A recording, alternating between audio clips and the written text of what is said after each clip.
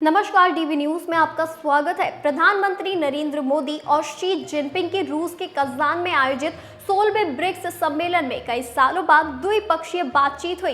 दोनों देशों के बीच साल 2020 में गलवान झड़प के बाद पहली बार आमने सामने बात हुई है। प्रधानमंत्री नरेंद्र मोदी और शी जिनपिंग ने इस मुलाकात के दौरान ईस्टर्न लद्दाख में LAC पर गतिरोध खत्म करने को लेकर बनी सहमति पर भी बात की। पीएम मोदी ने इसका स्वागत किया है। हालांकि ये सहमति मुलाकात से पहले ही बन गई थी। चीन से सीमा विवाद पर विदेश मंत्रालय ने सहमति की जानकारी दी थी। इस सहमति से ईस्टर्न लद्दाख में LAC पर डिसएंगेजमेंट शुरू होगा। दोनों देशों के बीच देपसांग और डेमचौक में पेट्रोलिंग बहाल की जाएगी। साल 2020 के बाद डेमचौक में चीन ने जो नए टेंट लगाए थे वो हटाए जाएंगे और भारतीय सेना भी चीन के जवाब में बनाए गए टेंटों को हटाएगी। देपसांग में चीनी सैनिक उस जगह से पीछे जाएंगे जहां उन्होंने भारतीय सेना की पेट्रोलिंग ब्लॉक की है और उसी तरह भारतीय सैनिक उन जगहों पर पीछे जाएंगे जहां चीन की पेट्रोलिंग उन्होंने ब्लॉक की है। सूत्रों के मुताबिक इन दो जगहों पर उसी तरह पेट्रोलिंग हो सकेगी जैसी अप्रैल 2020 से पहले होती थी।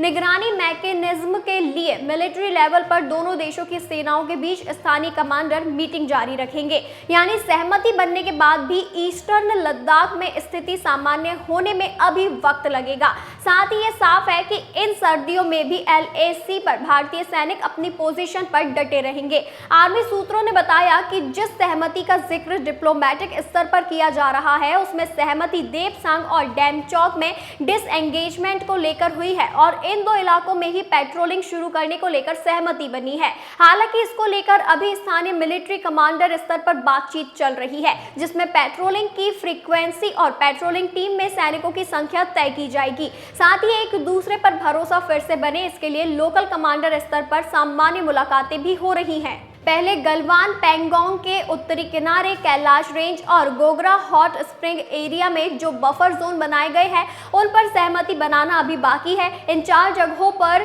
डिसएंगेजमेंट के बाद बफर जोन बनाए गए थे जो 3 से 10 किलोमीटर तक के हैं। इस बफर जोन में कोई पेट्रोलिंग नहीं कर सकता है। सूत्रों के मुताबिक अब बातचीत सही रास्ते पर है तो इन बफर जोन को खत्म कर पेट्रोलिंग शुरू करने को लेकर भी बातचीत आगे बढ़ेगी। साल 2020 अप्रैल यानी पहले वाली स्थिति LAC पर तब मानी जाएगी जब 3D यानी डिसएंगेजमेंट, डी-एस्केलेशन और डी-इंक्शन पूरा हो जाएगा।